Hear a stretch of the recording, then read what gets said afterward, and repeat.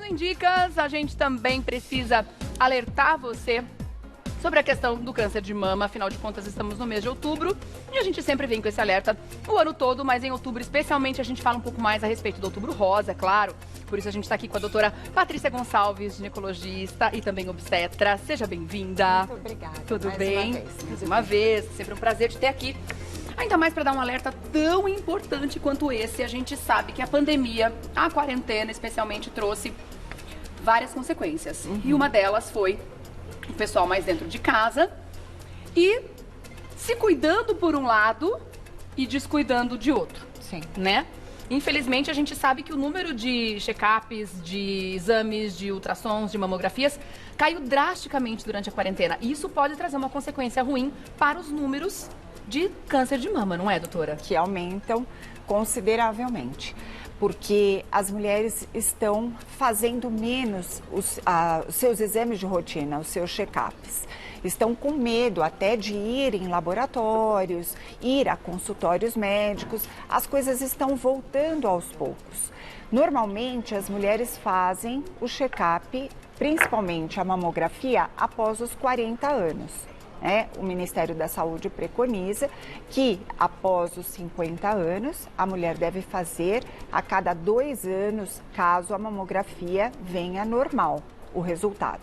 Então, é necessário, algumas mulheres fazem o exame e aí nós estamos vendo o posicionamento, algumas têm medo de fazer o exame porque acham que vai doer, ou outras têm receio por ter prótese de mama, mas nada é impeditivo que se faça a prevenção.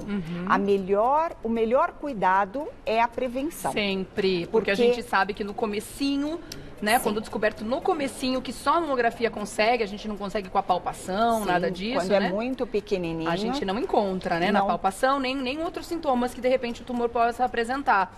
A chance de sucesso é muito grande, muito né, grande. De cura. Hoje em dia nós temos um grande índice de cura quando a patologia é detectada logo no início. Então, existem tratamentos que muitas vezes são realizados antes da própria cirurgia. Então, entra-se com quimioterapia para que o tumor regrida, diminua, para que possa fazer uma cirurgia mais conservadora. Primeiro entra com um ataque químico, né? Exato. Para ele reduzir, o tumor regride e fica mínimo para que possa, o quanto mais houver a regressão, melhor o êxito na cirurgia. E menos invasiva também. Menos invasiva, né? menos agressiva. Bom, para a gente ter uma ideia de como esses dados realmente são perigosos para a saúde da mulher, né, o que a pandemia trouxe, o número de mamografias durante a pandemia caiu 75%. Realmente o pessoal ficou em casa, se cuidou por um lado, mas a gente não pode descuidar do outro. A gente sabe que os laboratórios, os próprios hospitais, tem muita gente que tem medo porque a mamografia muitas vezes é feita dentro de um hospital, né? Estão tendo controle, estão separando as pessoas, né? A questão da contaminação está sendo tudo muito bem feito, com uma atenção especial para isso. Então, a gente não pode baixar a guarda no controle ao câncer. Exato, não pode baixar a guarda nem nessa situação que nós estamos vivendo de pandemia. Os laboratórios, os hospitais, seja da rede pública ou da rede privada, estão espaçando mais os horários para que não tenha tanta população dentro do laboratório, dentro do hospital, mas dá para fazer o controle e deve ser feito o controle. E como não esquecer de fazer o controle? Eu sempre faço uma ressalva para a paciente sempre lembrar. Todo ano você faz aniversário, em determinado mês do ano. Então, lembre-se de fazer o seu check-up naquele mês do seu aniversário. Essa dica é ótima. É um presente para você, não é verdade? Exatamente. E você jamais vai esquecer de fazer o controle, de se cuidar, de se dar o presente da prevenção. Apagou a velhinha, já marca a consulta, para pegar o pedido e fazer o exame. Exatamente. Né? Exatamente. Agora, eu imagino que, como a pandemia, a própria quarentena, o isolamento, trouxe uma série de medos, né, pra gente. Estamos falando hoje especificamente da saúde da mulher, então vamos focar nas mulheres. As mulheres normalmente já são mais cuidadosas com a saúde, né? Sim. Então a gente viu muita gente realmente com muito medo, né? E eu imagino uma pessoa que está passando por uma situação de cuidado já com uma doença doença difícil como é o câncer, durante uma pandemia, durante uma quarentena, o quanto isso potencializa na vida da mulher. Imagino que você deve ter encontrado várias situações nesse sentido, né, das mulheres não só física, mas emocionalmente abaladas durante a pandemia, durante a quarentena ou até mesmo durante o tratamento. A gente tem uma convidada especial também para nosso bate-papo de hoje, que é a Luciana Holtz. Ela é psicóloga, psico-oncologista, presidente e diretora executiva do Instituto Oncoguia. Seja bem-vinda ao Revista da Manhã. Tudo bem, Luciana? Oi, Regiane. Oi, doutora Patrícia. Tudo bem por aí? Enorme prazer estar aqui com vocês. Prazer é todo nosso, tudo ótimo, graças a Deus. Eu queria que você explicasse um pouquinho sobre esses aspectos, né? Essa questão emocional que foi muito envolvida durante a pandemia, esses medos extras que a quarentena trouxe pra gente, esse isolamento, e o que isso pode repercutir na vida de mulheres que estão fazendo tratamento contra o câncer de mama. Olha, Regiane, isso é uma pauta muito importante, necessária. E você sabe que o que a gente viu, né? A gente teve a oportunidade de, durante a pandemia, rodar 2 pesquisas. Na verdade, foi uma mesma pesquisa em 2 momentos diferentes. Então, no primeiro momento ali, entre abril e maio, né? Comecinho entre março, abril e maio, onde estava todo mundo muito paralisado, impactado, assustado realmente com o que estava acontecendo, a gente soltou a primeira pesquisa e aí já foi muito preocupante porque a gente teve acesso a 2 pontos muito sérios. 43% dos pacientes relataram que seus tratamentos tinham sido interrompidos e o que a gente ouviu dos pacientes foi que a área emocional era a área mais impactada. Então, acho que aí a gente já entende, né, o tamanho do problema, porque a gente já sabe que a área mais impactada por si só, por conta do câncer, é a área emocional. Então, a gente passou a falar, né, de um paciente duplamente impactado. Então, e aí ao mesmo tempo, né, as sociedades médicas, todo mundo vindo mesmo a público para falar o quanto o tratamento do câncer não pode parar, as pessoas muito assustadas, acuadas em casa, né, com medo mesmo de adoecer também por conta da Covid. Acho que esse foi um ponto muito difícil, né, até já trazendo uma atividade que a gente acabou criando no meio da pandemia no Oncoguia, para tentar ajudar um pouco as pessoas. Então, a gente, claro, passou a criar muitas campanhas de conscientização, né, para orientar o paciente mesmo, para deixar claro os cuidados, a informação a respeito do grupo de risco, se ele faz parte do grupo de risco ou não, porque todos os pacientes se autodefiniram como do grupo de risco, né, acho que até como uma forma mesmo de defesa. E a gente criou para os pacientes também, Regiane, rodas de conversa online, para oferecer esse espaço deles poderem conversar sobre seus medos, sobre seus sentimentos, sabe? Então, isso continua acontecendo toda quinta-feira, né? Qualquer pessoa de qualquer lugar pode se inscrever. E eu tenho, né, assim, com muito orgulho quanto isso, o quanto esse espaço foi muito importante e necessário como, né, como mais uma oportunidade aí dos pacientes poderem se cuidar. E é muito importante você falar isso justamente por causa desse medo que as pessoas sentiram, né? Que a questão psicológica durante um tratamento fora das condições de uma pandemia já é absolutamente importante. Durante uma pandemia é mais ainda, porque existe uma diferença muito grande entre o medo, né? O medo que faz a gente simplesmente ter cuidado e esse medo paralisante, que faz com que a pessoa saia de um tratamento, pare um tratamento importante para a própria vida dela, justamente por conta do medo de um outro vírus ou de uma outra doença, uma outra situação, né, Luciana?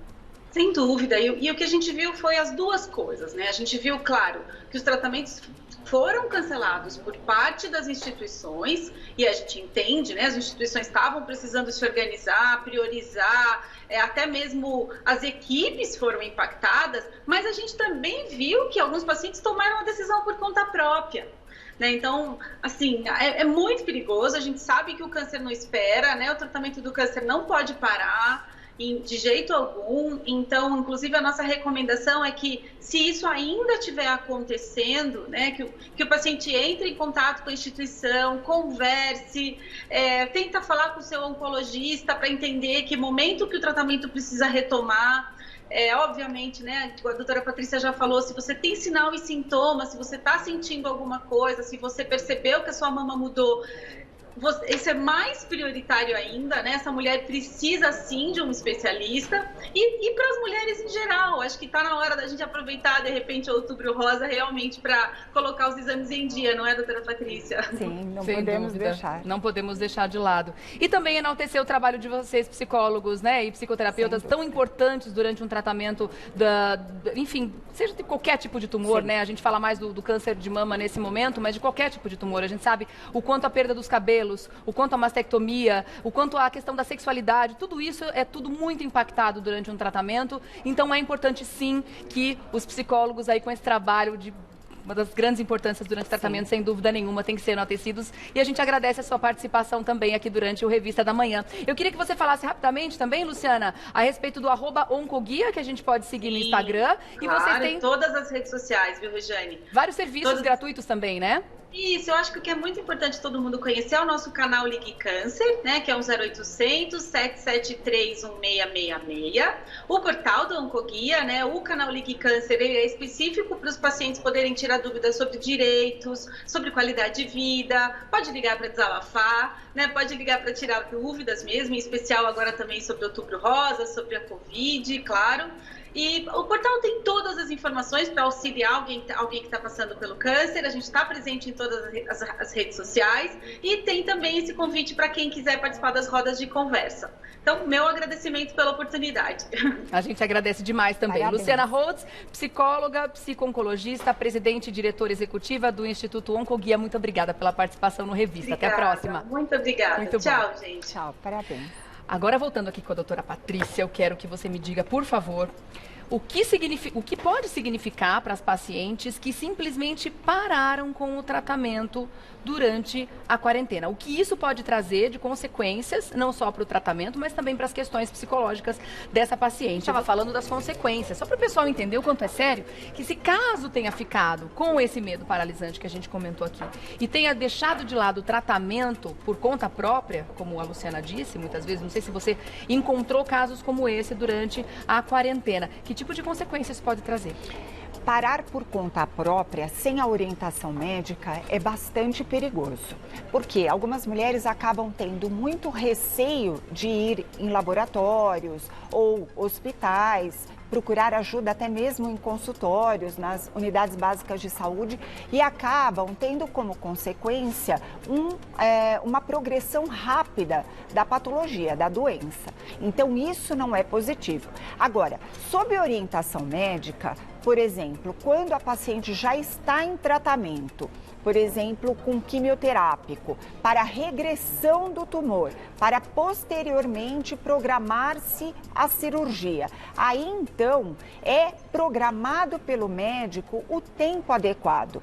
Não vai ter de ser prorrogado mais do que o tempo adequado. Tá. Então, isso é sob orientação médica, porque o médico também não vai deixar de ver essa paciente. O problema é quando a paciente fala, eu não vou ao hospital, eu não vou mais tomar os remédios, eu estou com receio. Então, isso é que prejudica, porque o médico sabe o tempo adequado de dizer, olha, dá para a gente esperar 2 meses, dá para a gente esperar 40 dias para a próxima dose da medicação ou o que o valha. Aí, então, a paciente é convocada para comparecer e continuar o tratamento. Ou então eles adequarem a programação da medicação num lugar que seja adequado dentro do hospital. Isso não vai deixar de ser feito. Porém, o exame que a paciente tem de fazer de rotina ou ela parar por conta própria, isso pode prejudicar. Isso é muito sério, né?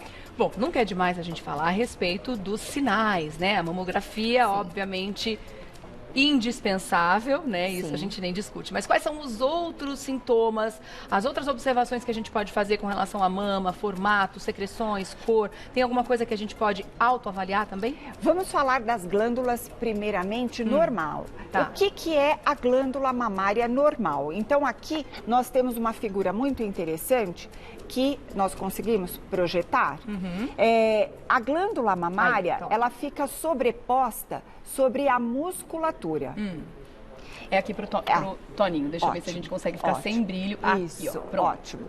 Então, a glândula mamária, ela fica sobreposta sobre o músculo peitoral. E os ductos, eles caminham da glândula em direção ao mamilo.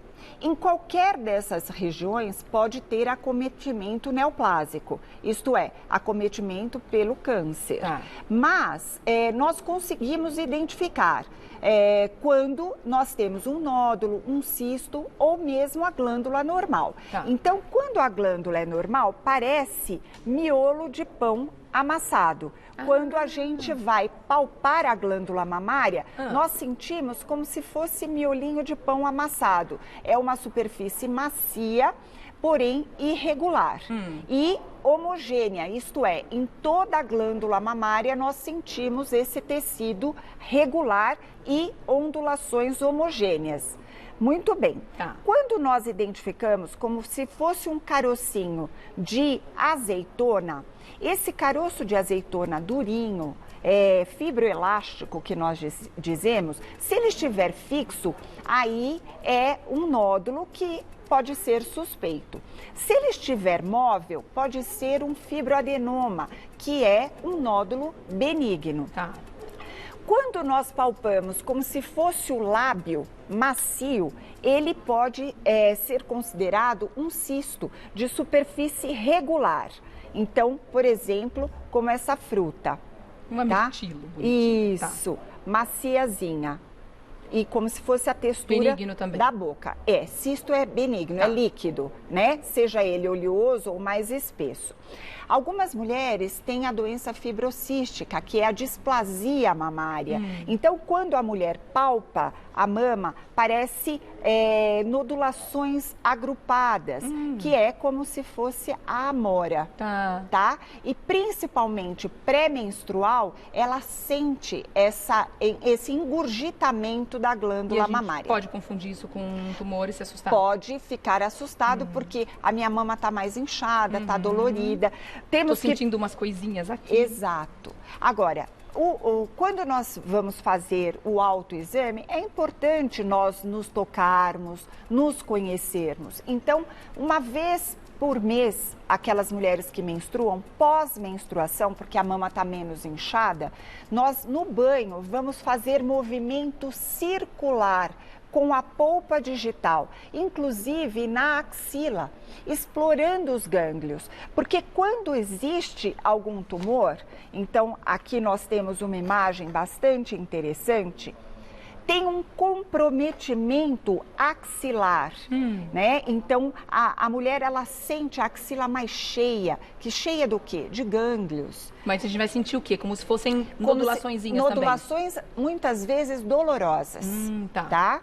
Por inflamação. Mas isso já é um estágio um pouquinho mais avançado? Mais avançado, tá? Não vamos confundir, não chegar aí, né? Não vamos confundir, por exemplo, quando tem alguma foliculite, que é um pelinho encravado. Então, às vezes, fica aquela bolinha e dói também. Tá. Então, isso tem que ser identificado com ajuda médica, tá certo, né? E a região da mama, do mamilo, é importante identificar se tem alguma hiperemia, que é a vermelhidão, ou se tem alguma secreção, seja ela parecendo um leite ou uma água de rocha, ou mesmo mais escura ou vermelha de sangue. Nós temos que identificar, por isso é tão importante a mulher se tocar. Isso realmente preocupa, né? Mulheres cada vez mais jovens estão sendo diagnosticadas com tumores nas mamas. Por que isso está acontecendo, doutora? Primeiro porque as mulheres estão fazendo check-up com mais assiduidade e mais precocemente, o que isso é muito importante, né? Agora, com relação a algumas comorbidades, pode ser realmente um fator de risco. Por exemplo, o sedentarismo, a obesidade, o diabetes, o tabagismo. Tudo isso pode propiciar a má alimentação e alimentação sem os nutrientes importantes, pobres em proteína, ricos em carboidratos.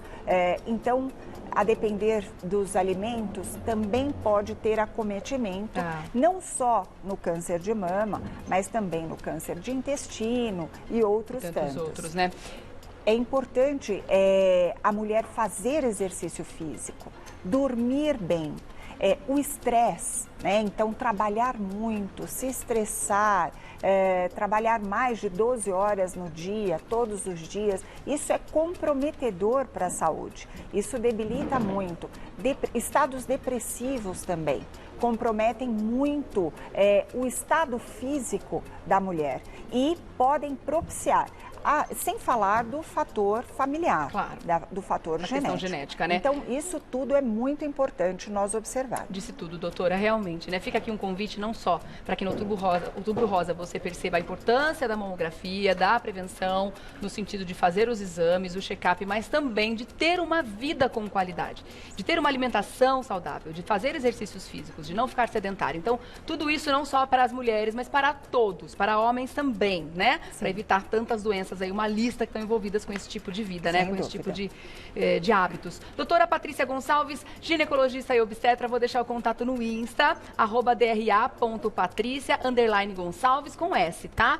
dra.patricia_Gonçalves. Muito obrigada mais uma vez. Mais uma vez eu agradeço. Muito bom nosso papo. Até a próxima, viu? Bom feriado. Para você também. Curta bastante.